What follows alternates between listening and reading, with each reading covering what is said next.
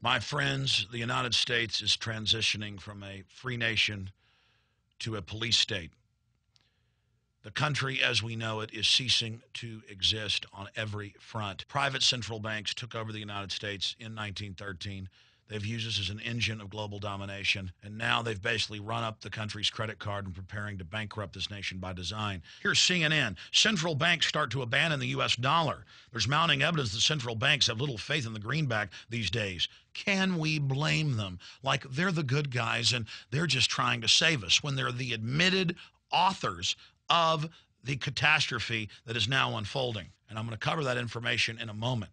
But first, I want to define austerity. This is what the IMF and World Bank, the private holding companies for the private central banks, have done all over the world. They go in, they get countries in debt by design. It's all fiat loans that they give them, so they gain the world through nothing. It's like an Aladdin's lamp. It's just free money. But with it, they're able to conquer the world. That's what Thomas Jefferson said, that if you ever let private banks issue the currency and credit, our children would wake up homeless on the continent that our forefathers had conquered. And that's now happening. You look at the austerity systems they set up in the third world, it's now being done to Greece, to Spain, to the United States. They take giant loans that they can never pay back. Then when the society collapses, the very banks come in and loan them more fiat money. And now it's happening here. Notice what's developing in Arizona. Obama told Senator Kyle that, well, I'm going to let that crisis and all the thousands of deaths and lawlessness continue because this crisis is good to get amnesty passed. That's holding the country hostage.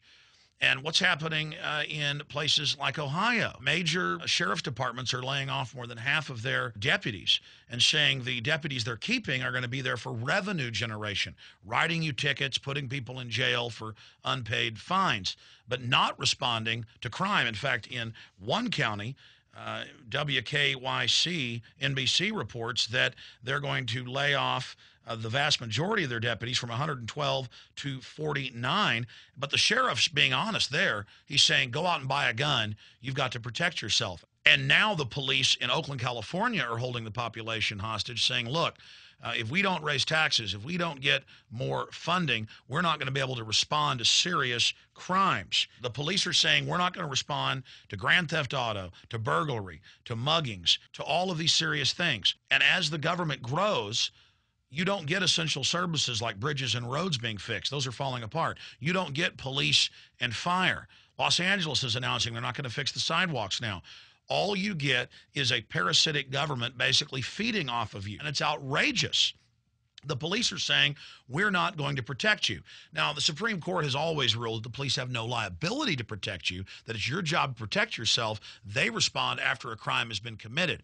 But now they're being completely honest about this and saying, look, you're here for revenue generation for the government. But there's a lot of good news coming in. Arizona newspapers are reporting that the freeway speed cameras are being removed from the entire state because the vast majority of the population have refused to pay the tickets. There is now non-compliance happening all over the state of Arizona, not only to the illegal alien invasion and the designed implosion of the country to merge us into the North American Union, which is officially stated by the last two White Houses.